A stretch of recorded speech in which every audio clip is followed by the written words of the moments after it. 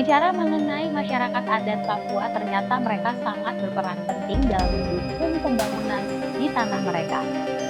Banyak potensi luar biasa yang dimilikinya, mulai dari keunikan budaya, ragam adat istiadatnya, hingga keindahan alamnya. Namun sayang, masih banyak stigma pada diri mereka, dan bahkan mengecam setiap aksi masyarakat Papua tanpa mendengar langsung dan tanpa verifikasi. Kali ini, saya Putri Nere akan mengajak Anda menjelajah Papua untuk melawan stigma di obrolan menarik dalam Meet the Nation.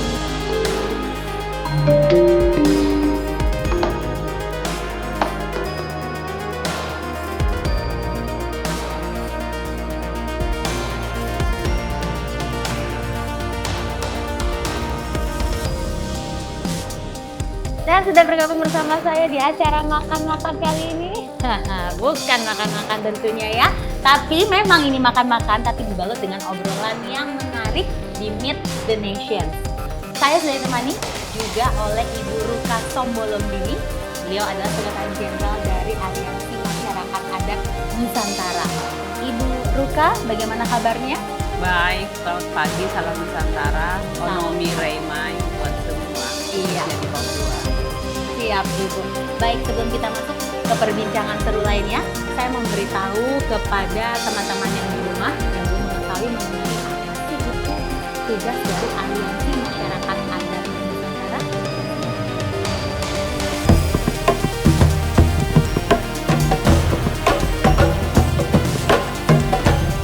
Sejak didirikan pada tanggal 17 Maret 1999, Aliansi Masyarakat Adat Nusantara atau AMAN tetap konsisten untuk memperjuangkan hak-hak masyarakat adat beserta wilayah adatnya di Indonesia. AMAN beranggotakan 2.373 komunitas masyarakat adat yang menyebar di seluruh pelosok Nusantara dengan populasi sekitar 18 juta jiwa warga komunitas masyarakat adat. Kita mudah-mudahan bisa menjadi gerbang bagi AMAN dan seluruh masyarakat adat di Indonesia untuk sungguh-sungguh mewujudkan masyarakat adat dan bangsa Indonesia yang berdaulat secara politik, mandiri secara ekonomi, dan bermartabat secara budaya. Ibu, sekarang kita masuk ke pembahasan pertama mengenai Papua dan masyarakat adatnya yaitu ya. Papua dengan keunikan dari budaya dan juga karakter ini seringkali kita dengar tanah yang kaya dengan keindahan alamnya dengan ragam adat istiadatnya.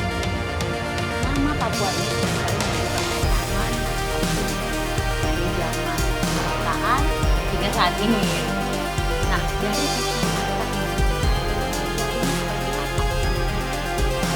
Papua itu kalau dari kacamata saya harus saya bercerita dari kecil saya Papua itu ya negerinya orang berkulit hitam dan berambut keriting.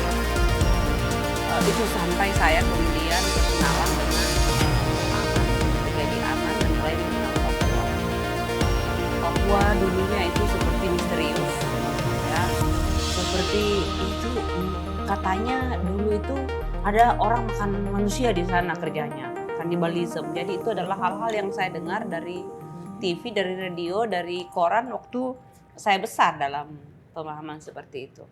Tapi kemudian saya mengenal Papua lebih dekat, lebih jauh lagi, dan ternyata Papua itu penuh dengan kekayaan, penuh dengan keragaman hayati dan juga budaya yang sangat kaya. Jadi ada lagu tentang Papua yang mengatakan sungai-sungainya mengalirkan emas, itu benar, ya. Akan tetapi itu juga sekaligus menjadi kutukan bagi orang Papua asli.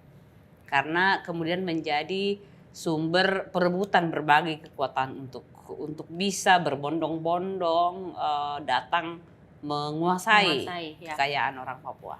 Jadi seperti itu saya melihat Papua, dan yang saya lihat di Papua kalau saya datang ke Papua itu adalah yang mabuk-mabuk di jalan itu adalah orang Papua. Yang biasanya keliling untuk hanya sekedar beli rokok, harus meminta-minta gitu, itu adalah orang asli Papua. Dan ini adalah potret yang membuat saya sangat khawatir dengan apa yang terjadi dengan orang Papua. Menjadi seperti gelandangan, seperti tikus yang lapar di lumbung padi. Dan bahkan dianggap pencuri di tanah sendiri.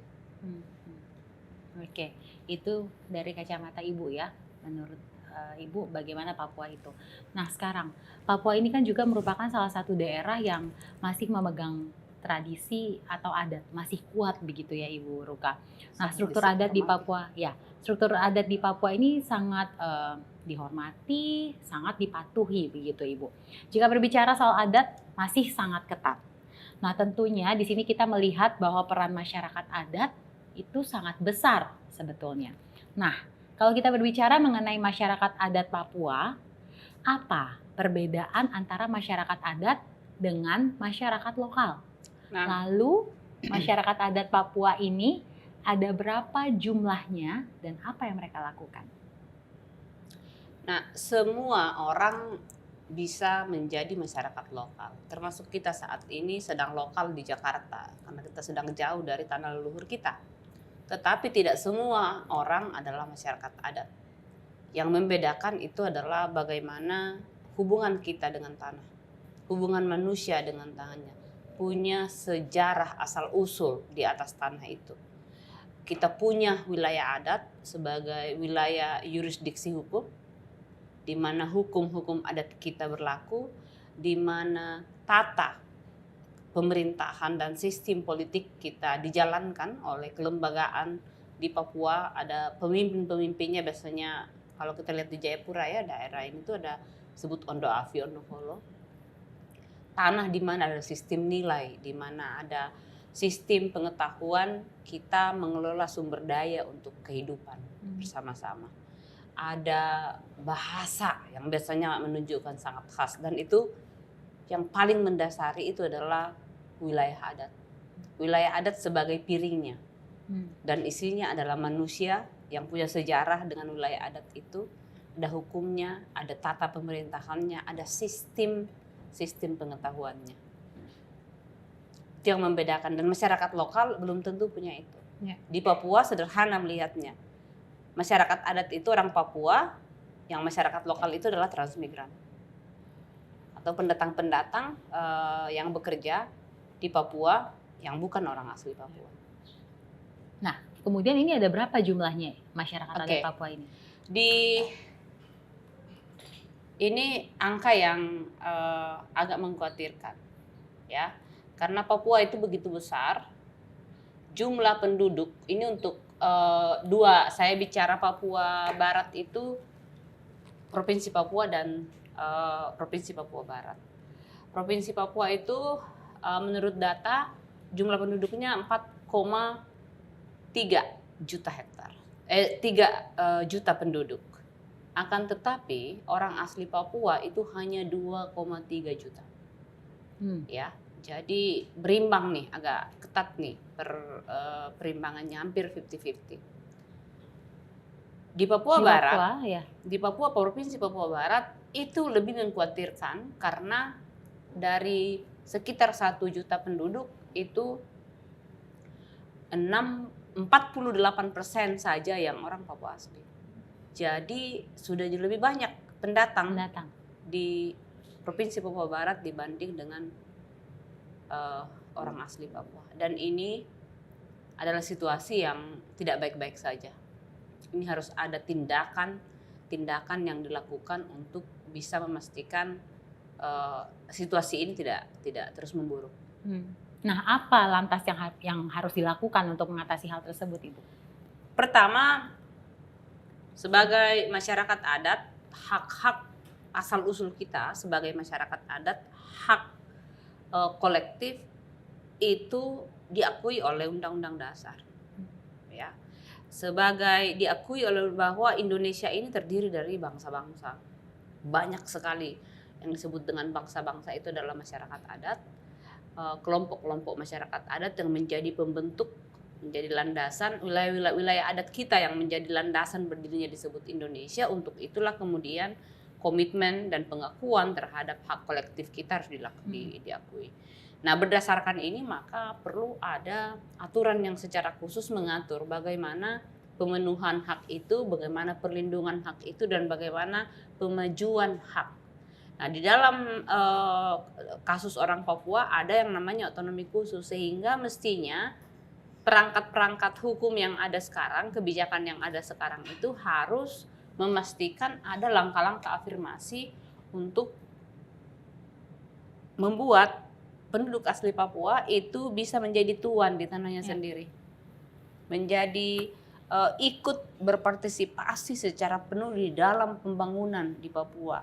Berpartisipasi secara penuh dan efektif itu bukan hanya sekedar ikut mendirikan sekolah, ikut menjadi pekerja, tetapi ikut dalam menentukan keputusan model pembangunan seperti apa yang akan terjadi di Papua, atau orang Papua maunya Papua seperti apa. Maunya seperti apa? Orang Papuanya harus yang menentukan Papua seperti apa. Oke, Ibu. Nah, kemudian masyarakat adat ini adalah mereka yang mempertahankan nilai dan juga termasuk menjaga wilayah adatnya ya, Ibu ya. Terlebih Papua memiliki keanekaragaman adat budaya yang terbagi atas 7 wilayah adat besar. Apa yang dimaksud dengan wilayah adat, Ibu? Dan apa saja aspek di dalam wilayah adat ini dan bagaimana pengelompokan suku-suku di wilayah adat ini? Ya, jadi ada metode yang sederhana untuk bisa menjelaskan apa itu masyarakat adat dan wilayah adatnya. Itu biasanya bisa dilakukan dengan melakukan pemetaan partisipatif. Jadi kita bicara wilayah adat itu adalah wilayah yang memang sudah diklaim dan dikuasai secara turun-temurun. Dan biasanya itu adalah ada batas-batas. Kalau di dalam dunia modern kita mengenal boundaries, ya batas-batas, ya. Jelas batasnya. Batas antara Depok dan Jakarta jelas gitu, ada titiknya. Tetapi di wilayah adat ada tempat di mana biasanya boundaries itu tidak ada, yang dikelola bersama-sama oleh beberapa komunitas masyarakat adat. Nah, menjadi penting bahwa klaim kita atas wilayah adat kita itu harus berdasarkan sejarah asal-usul. Jadi klaim atas wilayah adat itu baru sah ketika kita bisa menceritakan sejarahnya. Jadi ada sejarah asal-usul dari manusia itu. Itu elemen pertama, sejarah asal-usul. Itulah yang akan menjadi validasi untuk klaim atas wilayah adat. Kemudian ada sistem pengaturannya, ada hukum adatnya, ada lembaga yang mengatur, ada pimpinan-pimpinan yang melakukan yang mengatur penyelenggaraan kehidupan, ada sistem pengetahuan, ada sistem nilai di dalamnya, ada termasuk misalnya sistem pangan. Sistem pangan itu bisa khas dan berbeda di masyarakat adat. Nah, sistem ini tidak mesti seragam, Putri. Ya. Di Lapago dan Mipago bisa berbeda dengan yang di Mamta atau di Saireri, ya, di Domberai, ya. Jadi bahkan dari pengecekan di pemetaan wilayah adat yang terjadi di Mamta itu ternyata bahkan dalam satu komunitas bisa berbeda, gitu.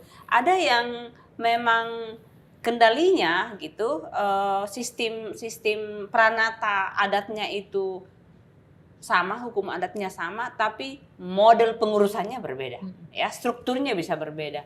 Ada yang hanya boleh laki-laki, tapi ada juga yang boleh perempuan, ada juga yang hanya boleh perempuan, yang menjadi punya otoritas, punya kuasa untuk menentukan sesuatu atas nama komunitas. Dan saya pernah menyaksikan itu di mana yang hadir untuk menyepakati peta wilayah adat, batas wilayah antara dua komunitas, ternyata itu perempuan. Oke.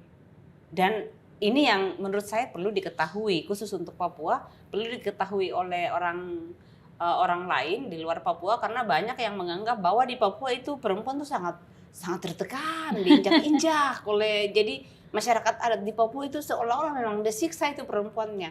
Nah, hal-hal seperti ini yang perlu diketahui oleh publik, bahwa ada aturan-aturan, ada tata yang di Papua yang menunjukkan perbedaan peran sebagai perempuan dan laki-laki memang ada, tetapi peran-peran yang politis, yang pemimpin itu juga diserahkan kepada perempuan, dan sangat harus datang ke Papua untuk bisa mengenali itu. termasuk dari cara duduk ketika makan ya. Itu semua ada alasannya kenapa berbeda cara duduk laki-laki dan perempuan. Cara duduk perempuan yang sudah menikah dan yang belum menikah. Kemudian termasuk bentuk perahunya. Perahu laki-laki dengan perahu perempuan berbeda. Karena fungsinya berbeda.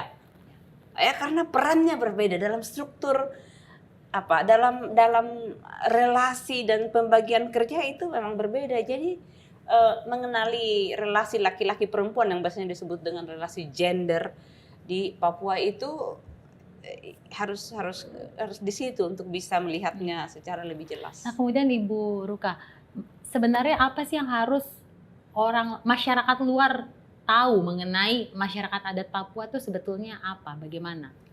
Berhenti nonton TV pertama, berhenti baca koran, berhenti medsos yang dikit-dikit KKB sekarang kan disebutkan KKB gitu.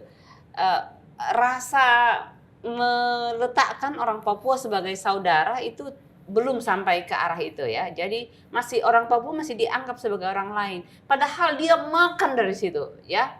Jadi termasuk saudara-saudara saya orang Toraja banyak gitu ya.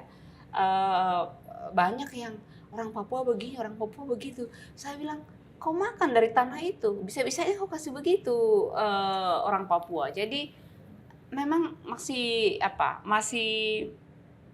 banyak sekali stigma-stigma buruk yang dilekatkan oleh orang lain dengan tujuan penguasaan yang kemudian diamini dan terus digunakan dan diteguhkan oleh masyarakat Indonesia yang lain. Dan menurut saya ini yang harus dihentikan. Orang-orang dari luar Papua harus bisa membuka pikiran untuk bisa melihat orang Papua sebagai saudara. Ya. Orang Papua sebagai saudara, sebagai kita semua ini bersaudara, baik masyarakat adat maupun bukan, ya sepanjang kamu orang Indonesia gitu, kita semua adalah saudara. Jembatan komunikasi budaya, antar budaya harus mulai dibangun, karena itu yang tidak ada sampai saat ini.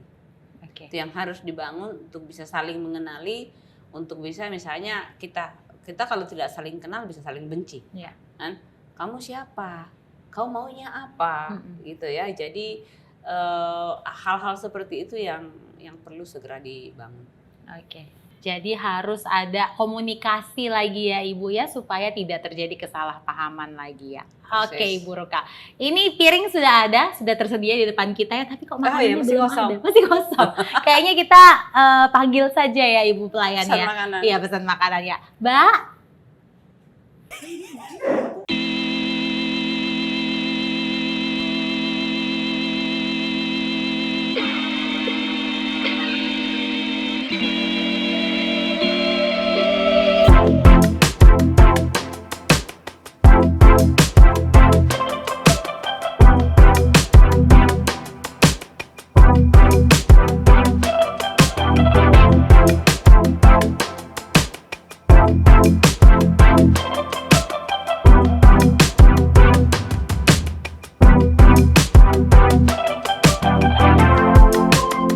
Makan serius ini atau tidak?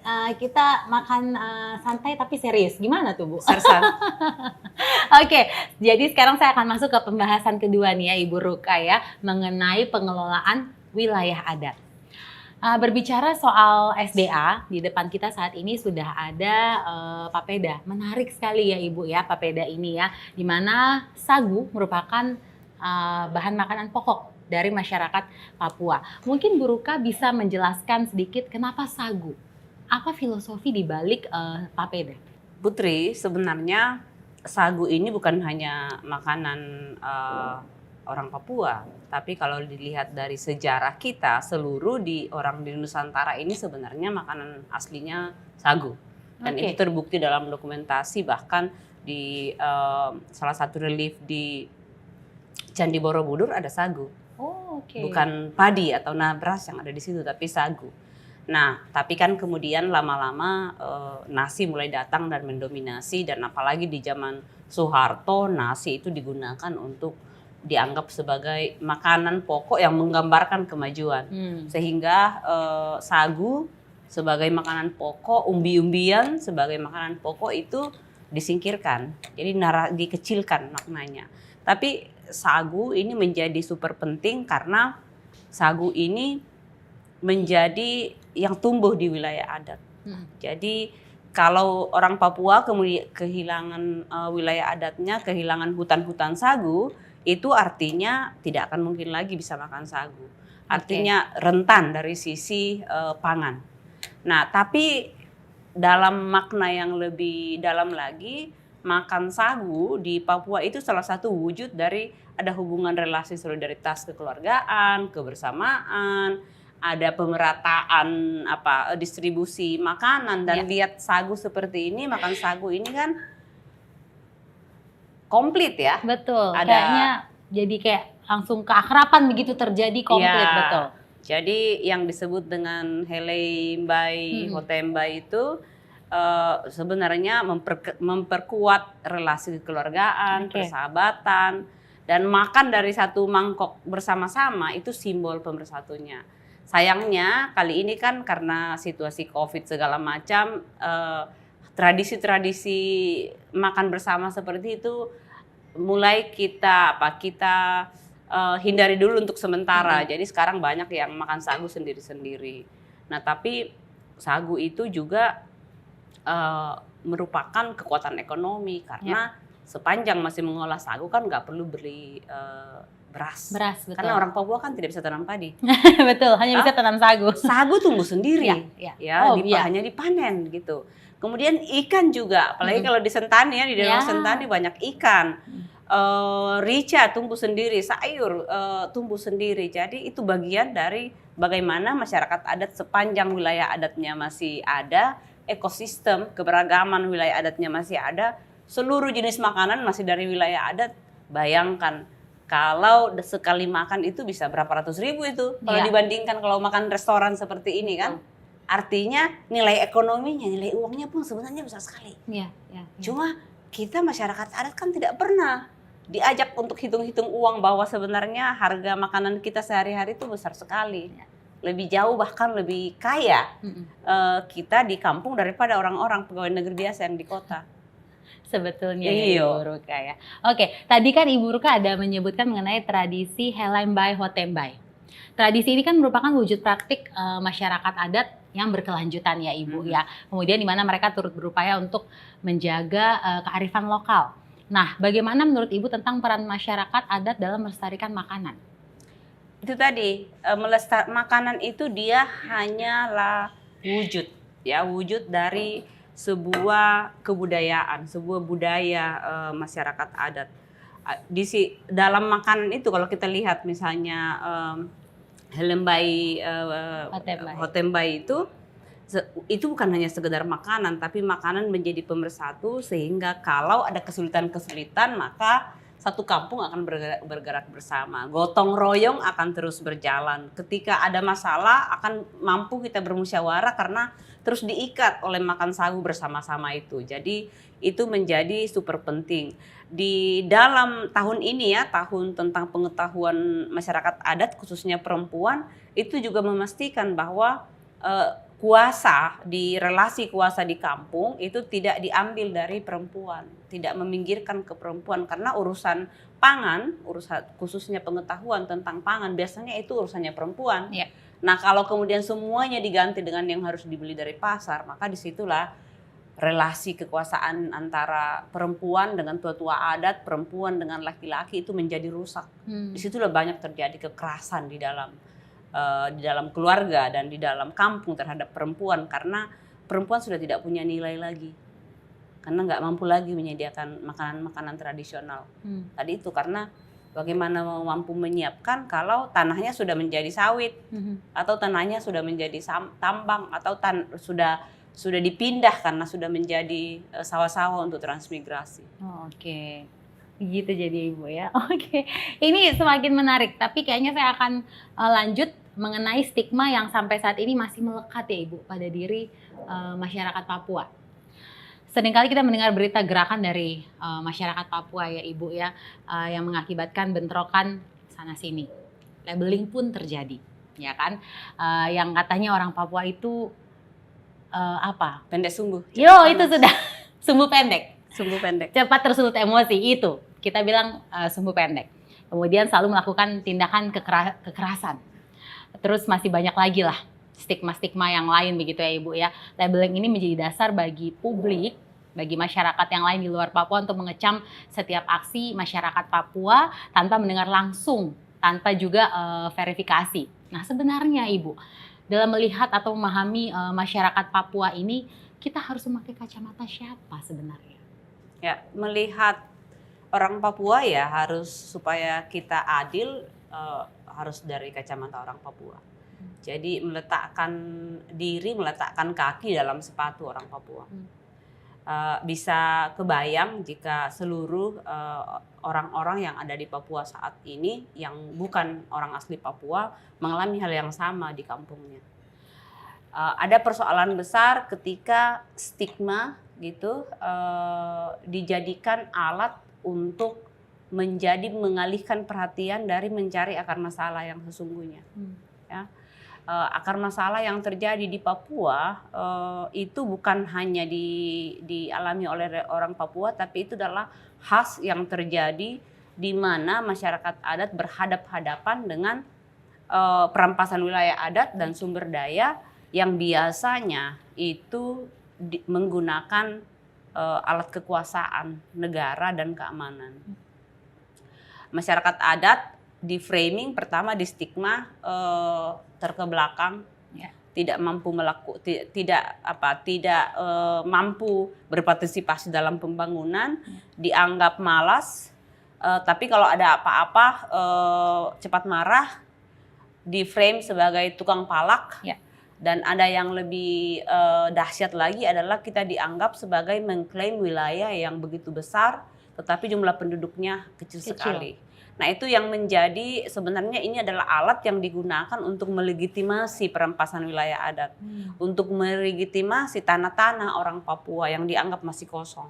Jadi tanah Papua itu dianggap sebagai tanah yang kosong terlantar sehingga perlu didatangkan orang-orang dari luar tanpa duduk bersama-sama dengan orang Papua dan bertanya kira-kira orang Papua maunya apa sih.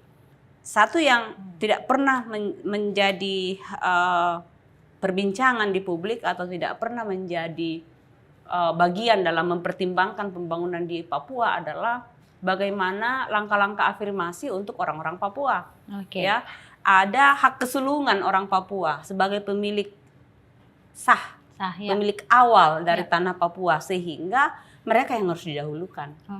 Ibu tahan dulu sambil kita makan boleh? Oh boleh. Karena ini kayaknya makin seru. Jadi makan biar makin seru lagi. Kita bahas toh. Kita makan ini ikan kuah kuning. Ikan kuah kuning. Nah jadi kalau mau makan papeda itu kuah kuningnya dulu yang kita siram toh Ibu. Iya biar papedanya tidak lengket. Biar papedanya tidak lengket. Persis. Iya. Silakan Ibu. Ini yang di Zoom ya tidak bergabung ya. Yang di Zoom Bapak Sadrak maaf. Ini ikan apa ya? Ikan kakap. Kayaknya kakap merah betul. Bukan gabus. Bukan gabus. Oh ini kalau ikan dari ada sentani jamur, mujair ya. Ada gabus dan mujair. Ya. Nah ini, kalau di kampung saya kapurung, itu beda, bukan? kapurung. Ya. Karena di kampung saya itu sudah harus dibikin kecil-kecil, dicampur semua dan diletakkan dalam satu mangkok besar, baskom besar baru disendok rame-rame. Dan bentuknya sudah bulat-bulat kecil begitu. Iya, itu saya sudah. belum pernah coba sih, Ibu. Mungkin next ya saya bisa coba ya. Ya, saya bisa buatkan. Abdi juga. Ya, kami yang ada di rumah Aman itu rata-rata sudah jago membuat makanan-makanan tradisional seperti ini. Nah, kalau kami ekstra pedas.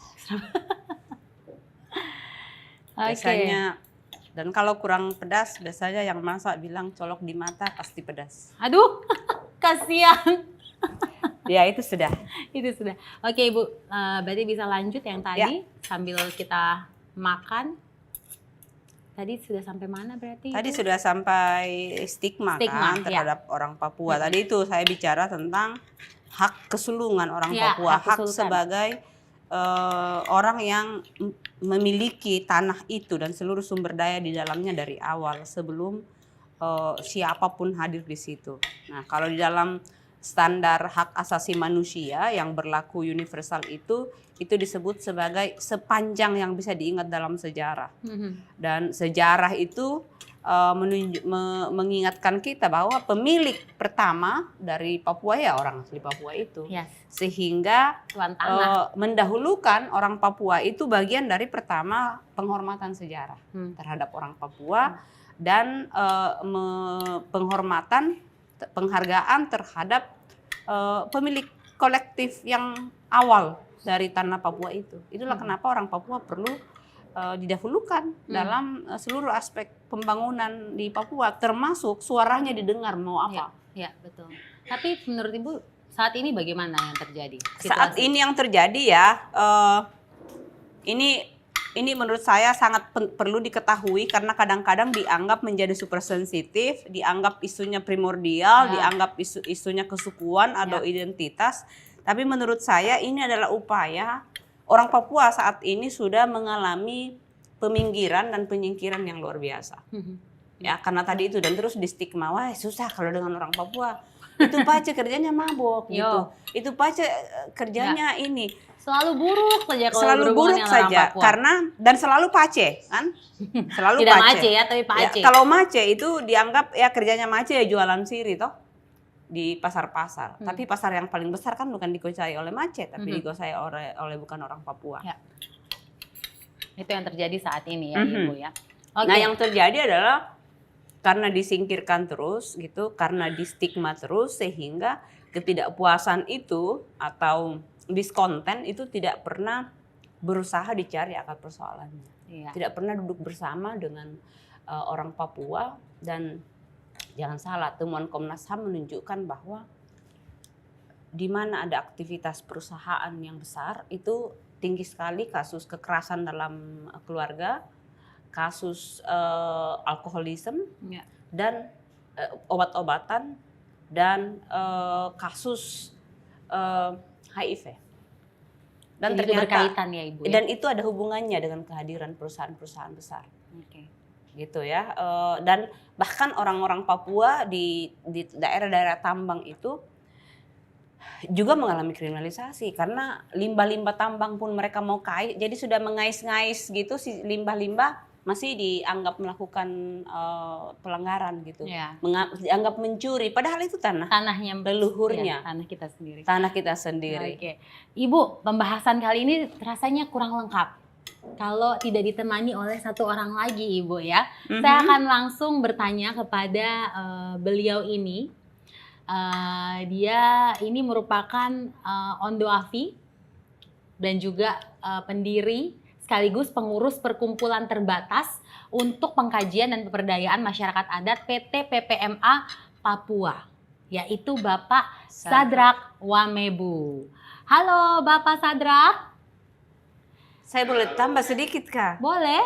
Jadi Bapak Sadrak ini yang sudah bekerja dengan masyarakat adat di Papua sejak tahun 80-an. Wow. Beliau ini yang bahkan sebelum kita menemukan istilah masyarakat adat di tanah air, beliau ini sudah bekerja dan mereka inilah yang salah satu yang menyepakati istilah masyarakat adat itu menjadi embrio lahirnya gerakan masyarakat adat di Nusantara, termasuk AMAN. Wow, Bapak luar biasa Bapak Sadrak. Bapak Sadrak, halo, bagaimana kabarnya? Ya, baik. Baik ya Bapak ya, terima kasih sudah bergabung bersama ketorang di sini di Meet the Nation, Bapak Sadrak. Ya, saya dengan Ibu Ruka di sini sedang membahas tema menjelajah Papua melawan stigma, Bapak. Bapak bisa dengar saya suara? Bisa, saya dengar. Oke, siap. Menjelajah Papua melawan stigma. Sudah ada beberapa pertanyaan yang sudah saya tanyakan kepada Ibu Ruka. Sekarang saya akan bertanya kepada Bapak Sadrak ya. Bapak, dari kacamata Bapak sendiri, Papua itu seperti apa sih Bapak? Stigma itu kan bukan diberikan oleh masyarakat adat kan. Tapi stigma itu stigma macam-macam lah. keterbelakangan lah dan macam-macam, itu stigma yang diberikan oleh negara. Dan dengan stigma itu stigma yang diberikan itu ada kepentingan di balik stigma itu. Nah, oleh karena itu ya stigma harus selalu dianggap orang ini orang Papua. Sebenarnya saya juga tidak suka dengar kata Papua juga, karena itu nama itu diberikan oleh orang di luar dari Papua terhadap kami di sini. Jadi kalau saya mungkin sebagai orang di timur sekali, di Tabi, jadi saya lebih cenderung ini negeri matahari terbit. Namanya sendiri ada, nama Papua itu ada, tapi banyak orang belum tahu. Ya sekarang Papua itu adalah nama yang diberikan oleh orang dari luar Papua. Mereka bilang orang yang ada di timur ini, di negeri matahari terbit ini namanya Papua. Tapi itu pengertiannya banyak sekali. Orang Seram, orang Jawa, orang macam-macam. Tentunya orang memberikan nama itu ada sesuatu yang ada di balik belakang kepala mereka, yang mereka melihat orang itu seperti apa gitu. Nah, jadi kalau saya menilai itu stigma itu sampai macam-macam. Ada banyak stigma yang diberikan untuk orang Papua itu sesungguhnya apa yang dipikirkan oleh mereka tentang orang Papua. Nah, karena tadi saya katakan bahasa sendiri tidak suka juga dengar kata Papua itu. Karena kami punya nama sendiri ada. Ya, begitu. Tapi kalau menurut Bapak Sadrak sendiri bagaimana? Papua ini seperti apa? Oh, Papua itu negeri, ya sebenarnya ini negeri misteri. Kalau mau kasih tahu negeri di matahari di daerah matahari terbit di Nusantara ini negeri misteri. Sebelum negara ini ada, sebelum republik ini terbentuk ini, tadi Uruka sudah singgung sedikit dengan pangan tadi itu. Tapi saya hari ini harus kasih tahu sama semua orang di Nusantara bahwa kalau mau lihat sampai negara ini terbentuk juga itu ada catatan-catatan kecil yang tidak pernah terungkap. Kalau bukan ada Papua, negara ini tidak ada. Saya harus kasih tahu itu. Nah, tapi ini sudah terlalu jauh, tidak usah, kelasnya terlalu jauh, makanannya bertahun-tahun. Tidak perlu bicara yang terlalu seperti itu. Iya. Oke Bapak, sekarang saya akan lanjut ke pertanyaan yang lain. Masyarakat adat berperan strategis dalam pengelolaan SDA dan juga pembangunan tanah Papua, Bapak. Apa saja wujud nyata pelestarian yang dilakukan oleh masyarakat adat, Bapak? Sederhana saja. Hari ini kan konflik dan segala macam terjadi, tadi saya sudah dengar juga. Nah, orang Papua ini, kami di Papua ini, kami merasa bahwa kami ini hilang. Atas kami punya tanah, kami punya kekayaan alam segala macam itu hak kami ini hilang. Dengan adanya negara ini, negara dibentuk lalu kemudian atas nama negara suku-suku lain, bangsa-bangsa lain datang eksploitasi kami punya kekayaan. Ya. Kami merasa kami tidak dapat perlindungan di dalam negara. Nah, karena itu saya pikir itu kita pertama itu negara harus akui. Nah, negara harus akui itu hak-haknya orang Papua di atas tanah dan dengan segala kekayaannya. Dan kalau mau ambil kami punya hak itu, mari kita dulu bicara sama-sama baik-baik.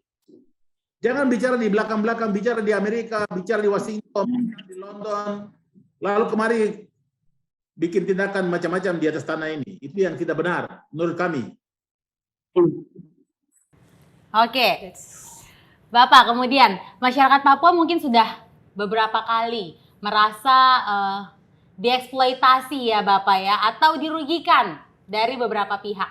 Begitu juga dengan masyarakat di luar Papua yang mungkin sudah terbentuk pandangan negatifnya terhadap masyarakat Papua, Bapak. Nah, bagaimana kita harus memperbaiki ini menurut Bapak Sadrak? Siapa yang harus mendekati siapa menurut Bapak Sadrak? Menurut saya begini, negara ini yang punya negara ini masyarakat adat. Negara ini bukan punya investor, bukan punya lembaga-lembaga internasional. Negara ini punya masyarakat adat. Karena itu masyarakat adat itu harus diposisikan sebagai pemilik negara ini. Nah, satu mau baik-baik gitu, yang harus bicara itu tokoh-tokoh adat yang berbicara tentang tanah ini.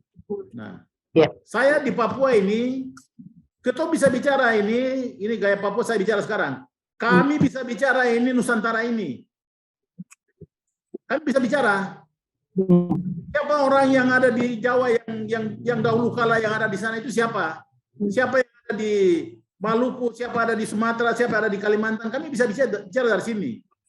Tapi kamu yang masyarakat adat yang lain di Nusantara yang lain itu, orang juga bicara kami. Seperti siapa kami ini? Nah, kalau kita bisa bicara itu dari hati ke hati, ya toh, kita bisa tahu kenapa bisa ada simbol itu. Kita beda-beda tapi sesungguhnya kita satu. Itu apa sebenarnya? Yang tahu itu siapa? Pengelola negara ini kah? Ataukah tokoh-tokoh adat yang tahu? Itu saja.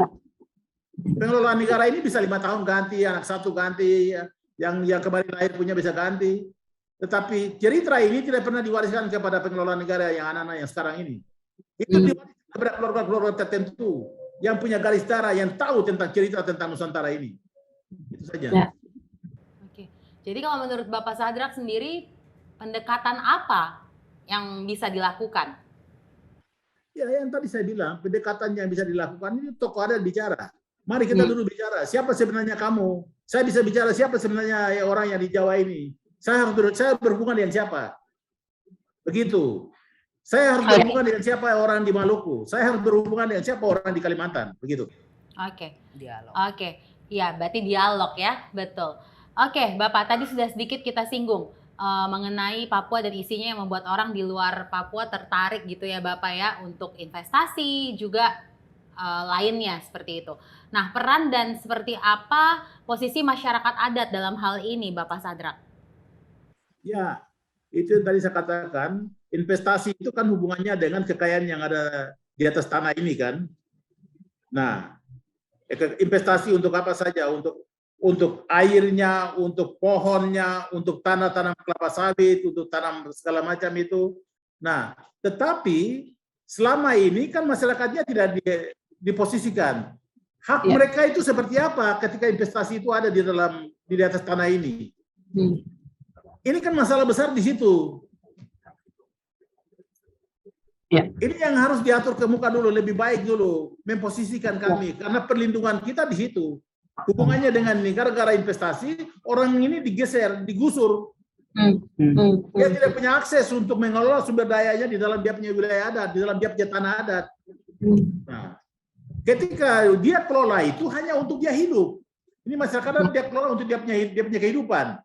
Dia tidak kelola untuk orang lain, kepentingan orang lain. Kalau hari ini orang tanam kelapa sawit, itu bukan untuk kita. Itu untuk kelapa sawit itu dikirim untuk kasih makan orang di Cina, orang di Amerika, jual ke sana, lalu kemudian uangnya dipakai oleh investor, investasi, pengusaha-pengusaha yang orang perorangan di dalam republik ini.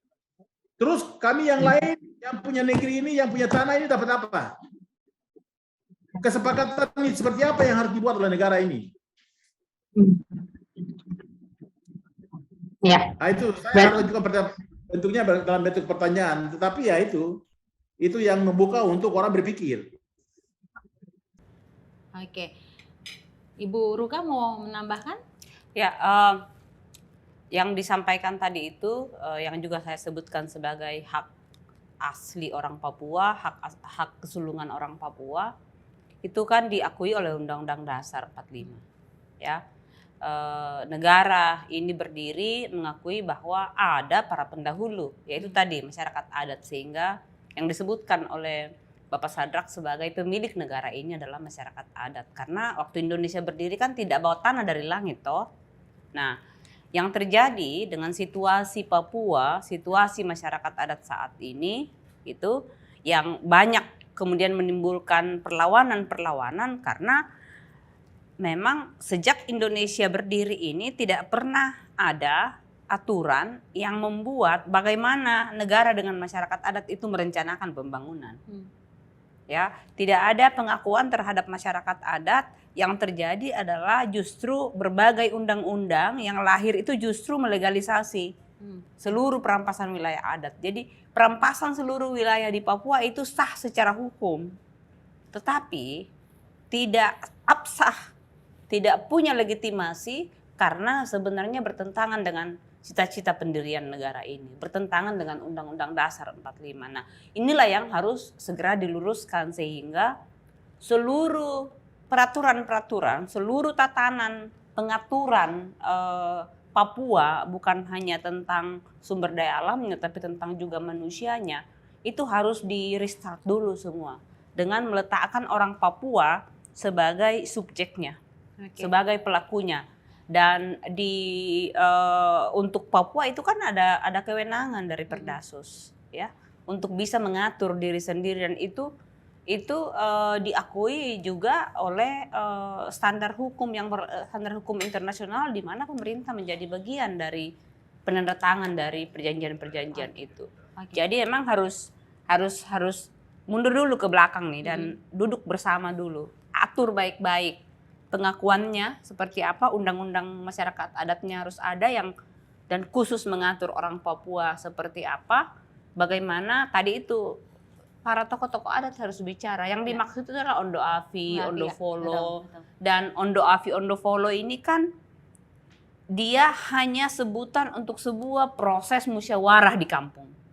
Ya, karena Ondo Afi, Ondo Folo kan juga tidak bicara sendiri. Ya. Ada proses musyawarah, ada proses konsensus membicarakan nasib di kampung mau seperti apa, mau pembangunan seperti apa, itu yang harus dibicarakan. Dan ketika perusahaan masuk, letakkan otoritas itu di pemilik tanahnya, bukan di pemilik yang suka kasih izin-izin itu. Seperti kalau di sini kan ada 2 saja yang memberi izin, ada 3.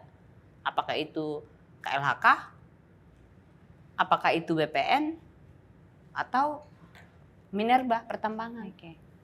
Oke, Ibu Rurka. Berarti sekarang saya kembali lagi ke Bapak Sadrak ya. Saya mau bertanya sekarang mengenai perlindungan seperti apa Bapak Sadrak yang bisa dilakukan oleh masyarakat adat agar wilayah adatnya ini tidak dieksploitasi untuk tetap menjaga manusia, menjaga tanah, menjaga hutan adat misalnya agar tetap pada tempatnya. Itu perlindungannya seperti apa Bapak Sadrak?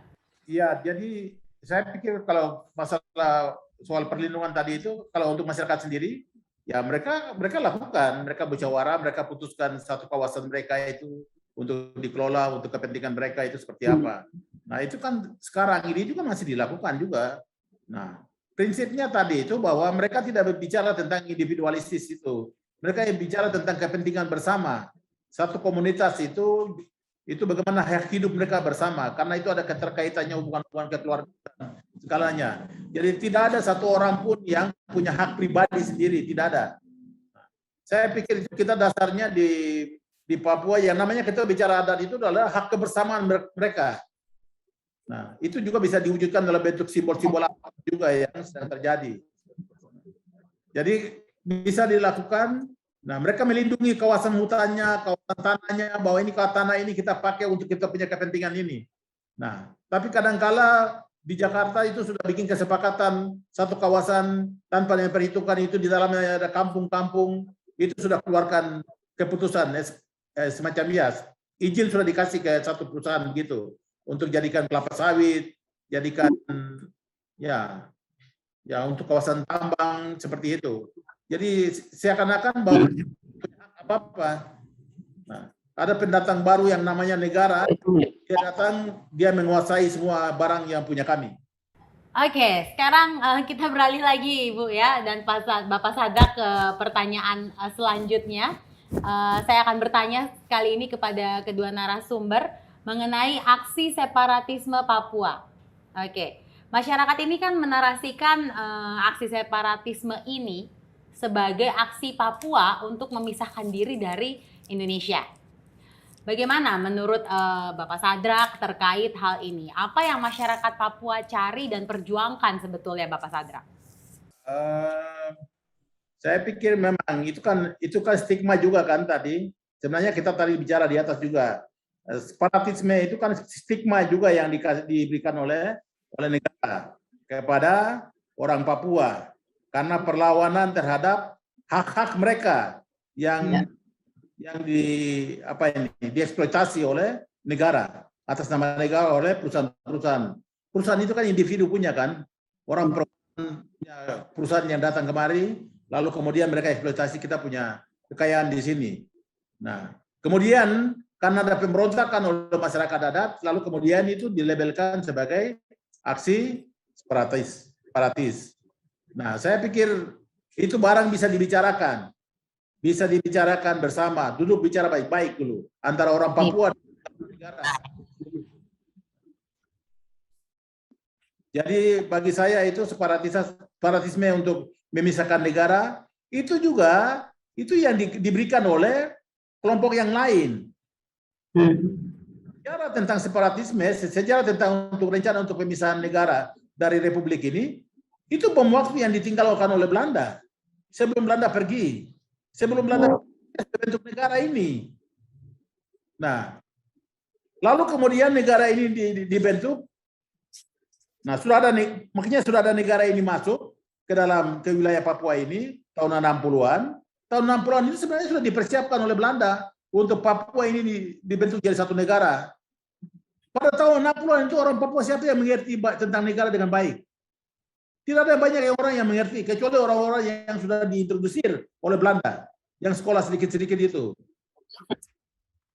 Lalu sekarang ini, setelah kenyataannya ada di dalam negara ini, hak-hak dirampas, hak-haknya orang Papua dirampas, maka membenarkan apa yang dibilang oleh Belanda dulu itu. Karena itu ya harus bangun negara sendiri, supaya bisa kita kerja sendiri. Karena kita punya hak diambil, kita dibunuh gara-gara kekayaan yang ada di sana Papua ini. Itu kan seperti itu. Menurut orang Papua itu. Kalau saya lihat itu orang dalam percakapan orang-orang Papua itu seperti itu. Tetapi saya ini mengerti betul bahwa itu juga dibuat oleh orang luar. Ya. Saya katakan bahwa saya sebenarnya tidak suka juga dengar itu kata Papua, saya tidak mau dengar itu. Karena orang Papua sendiri belum mengerti, orang Papua sendiri harus bicara tentang masa depannya.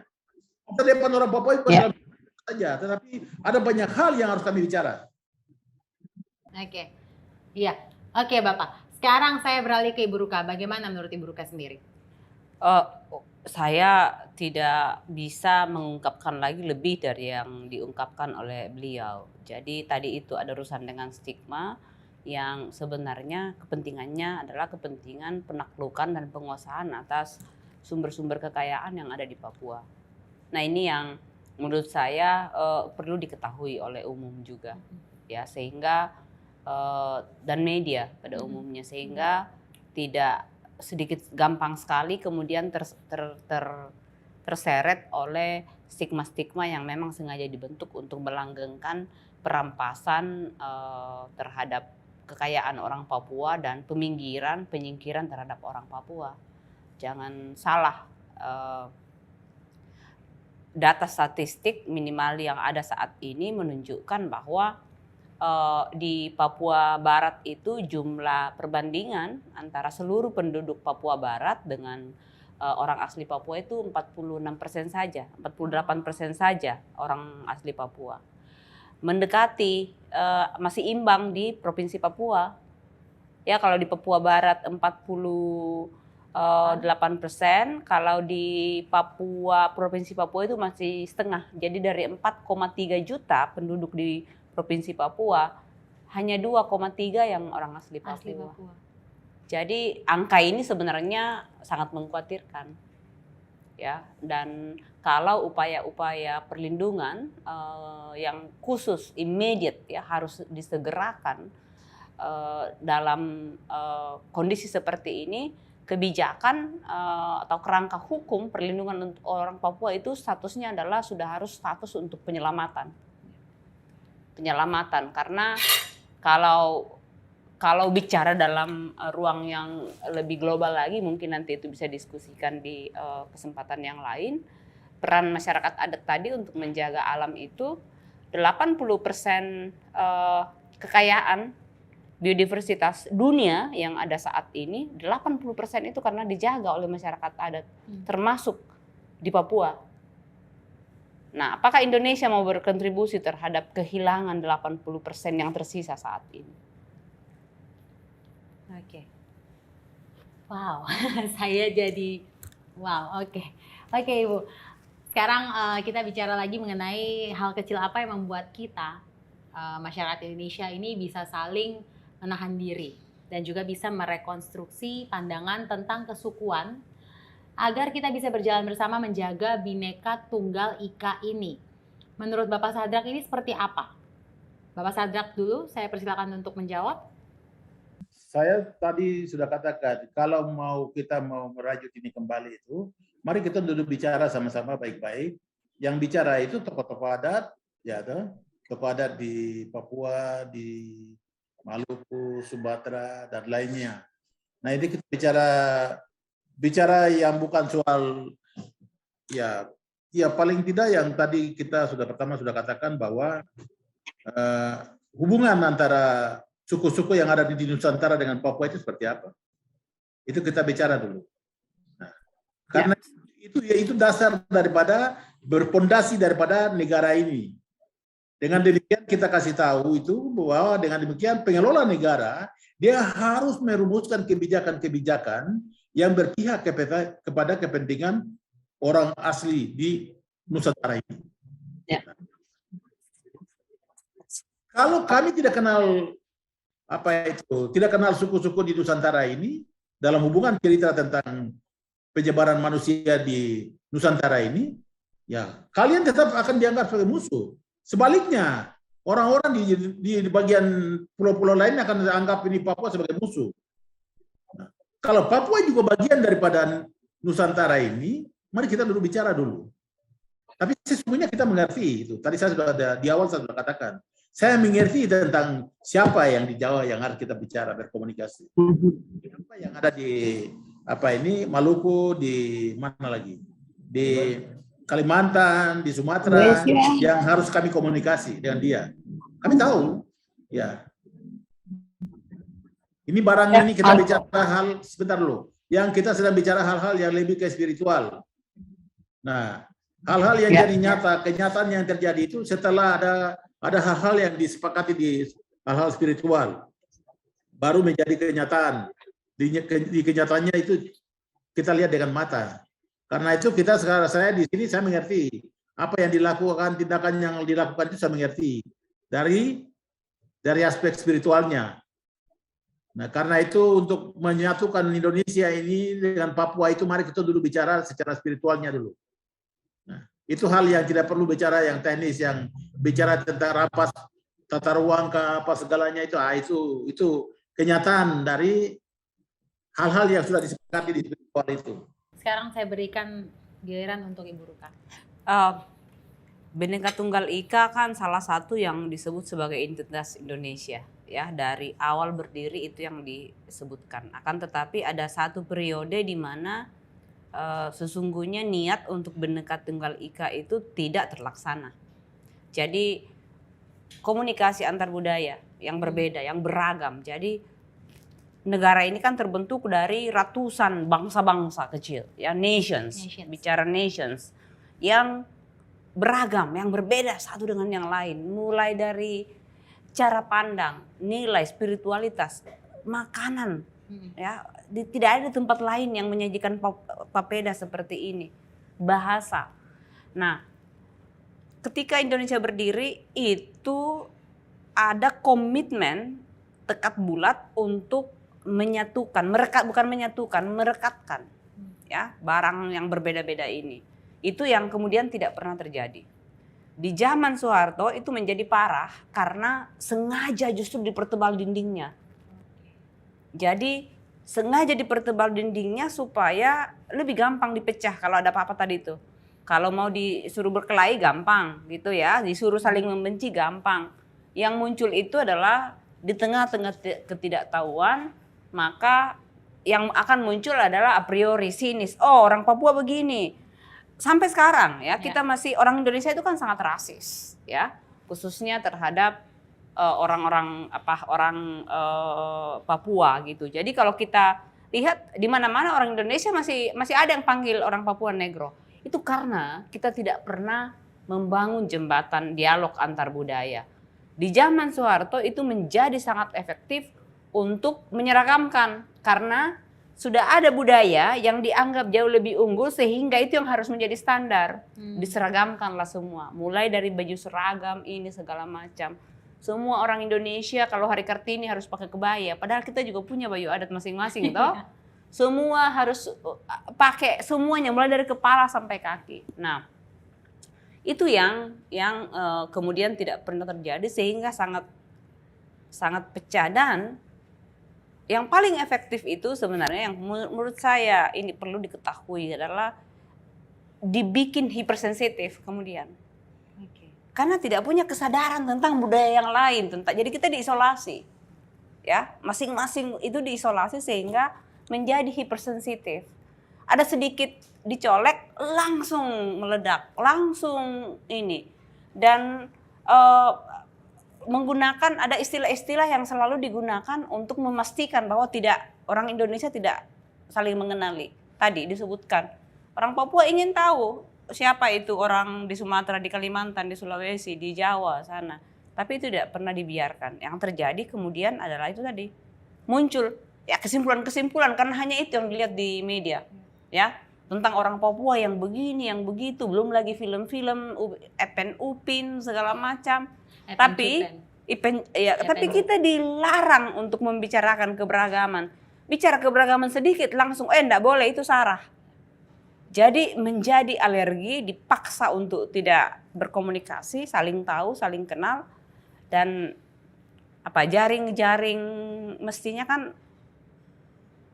Indonesia ini seperti mosaik yang indah ya, yang terjalin, ada yang menjalin mosaik ini, tapi itu yang tidak terjadi sampai hari ini. Tidak ada perekat itu yang terus terang kami selama ini ya dalam 20 tahun terakhir kami lakukan di Aman. Gitu dia bergaul agak lama di Aman, agak mulai tuh luntur tuh, ya stigma-stigma terhadap suku-suku yang lain, bukan hanya terhadap orang Papua, tapi terhadap suku yang lain. Ya. Oke, ini pertanyaan terakhir untuk Bapak Sadrak. Di sini saya dengan Ibu Ruka sedang menikmati papeda Bapak Sadrak. Nah, bicara papeda, tak lepas dari tradisi Helaimbay Hotembay, ya Bapak ya, di mana kata orang tradisi ini merupakan milik salah satu masyarakat adat di Papua yang berkaitan dengan papeda. Sebenarnya tradisi apakah ini Bapak Sadrak? Mungkin Bapak bisa jelaskan kepada kita orang semua. Ya, saya pikir itu tadi kalau diterjemahkan dia itu satu rumpun, satu kehidupan. Nah, maksudnya itu disimbolkan ke sagu itu selalu tidak sendiri. Itu ada satu pohon sagu berdiri itu ada rumpun, ada satu rumput sagu atau satu kawasan hutan sagu begitu, hutan sagu ya begitu. Jadi di dalamnya itu satu kelompok bersama. Jadi kalau satu sagu mau ditebang hari ini berarti satu keluarga besar itu akan kumpul untuk mengambil patinya. Makan. Dan akan mereka kumpul makan bersama. Nah, jadi itu adalah makanan utama, makanan adat. Kalau ada acara pesta adat harus ada sagu. Kalau tidak ada papeda itu pesta adatnya itu tidak lengkap. Seperti itu. Nah. Oke, terima kasih banyak Bapak Sadrak sudah bergabung bersama kita orang di Meet the Nation. Sangat bermanfaat sekali insight yang sudah Bapak sampaikan untuk kita semua. Semoga kita orang bisa ketemu langsung nanti ya Bapak ya. Terima kasih sudah bergabung. Bapak bisa silakan meninggalkan kita melalui Zoom tentunya. Iya, sampai berjumpa Bapak Sadrak. Terima kasih. Selamat sore. Iya. Nah Ibu, kita kan sudah selesai makan papeda. Enak sekali. Enak sekali toh. Tapi rasanya kurang lengkap ya. Kalau makan papeda tidak ditemani oleh makanan yang lain. Jadi kita akan pesan yang lain ya Ibu ya. Boleh ya? Siap.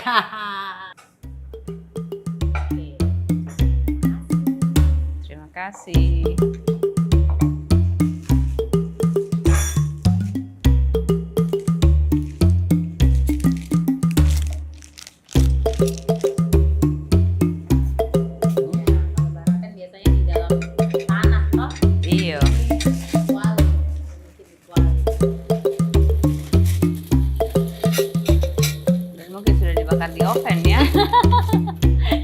Jadi dipadu-padankan modern dengan tradisional. Itu yang disebut dengan inovasi. Inovasi, betul. Dan hanya dengan inovasi lah kemudian seluruh ilmu, pengetahuan dan praktek-praktek tradisional masyarakat adat bisa bertahan. Dengan inovasi ya. Karena Ibu, ya? selalu ada inovasi. Kalau tidak mampu atau tidak terbuka untuk inovasi, maka dia akan hilang. Iya, makanya harus inovasi jadi bisa bertahan terus. Ini bagian dari inovasi. Salah Betul. satunya supaya kita bisa makan di sini tuh. Iya, betul. Pasti rindu kampung halaman. Betul, tuh kalau pasti rindu. begini. Saya selalu kalau misalnya di Jakarta makan makanan Papua ini pasti selalu ingat kampungnya Ibu, rindu Iya. kampung halaman toh. Makanya kalau ada orang yang datang ke Jakarta, pasti selalu saya ajak untuk makan ke sini Ibu. Ibu silakan. Pengen lihat rasanya, Apakah sama? pengen coba Silakan, apakah Ibu dulu. rasanya otentik. Ini pakai daging apa? Ini pakai daging ayam Ibu. Oke. Sudah ada sayur-sayurnya lengkap, terus kemudian ubi-ubiannya juga lengkap. Iya, kita Ya. Seperti sayur labu. Ini rasanya betul-betul lagi di sana ya. seperti barapen di pegunungan ya, di pegunungan Iya. Papua. Apa tadi? Lepago dan Mepago. Mepago ya, ada 2 wilayah, 7 wilayah adat, 2 wilayah adat yang Di gunung makanan pokoknya ini barapen. bersama dengan umbi-umbian. Iya, bersama dengan ubi-ubian. Ini makanan pokok mereka ya, dan biasanya kan bakar batu tidak setiap barapen kan tidak setiap Tidak saat. setiap, betul. Setiap ada occasion saja, occasional. Setiap ada perayaan, betul. Perayaan atau zaman dulu habis perang, habis panen, Ya, lagi ini gitu betul, kan. betul sekali Ibu. Jadi memang setiap saya punya teman atau keluarga yang datang ke Jakarta, Ibu pasti kalau mau makan makanan Papua, saya ajak pasti selalu ke sini untuk makan ini barapen, ya. Ini barapen. Terus ini juga ada yang namanya kue lontar, Ibu. Tuh, ini enak sekali kue lontar ini, ya. Kue lontar ini enak sekali. Nah, kalau Ibu Ruka sendiri gimana sih waktu pertama kali mencicipi hidangan Papua itu, apa cita rasa yang didapat? Rasa makanan masyarakat adat itu kan biasanya sederhana ya. Kecuali di daerah-daerah barat yang sudah banyak bercampur dengan tradisi makanan dari Timur Tengah, dari Oke. Eropa. Jadi Nusantara ini kan melting pot ya dari seluruh peradaban dunia.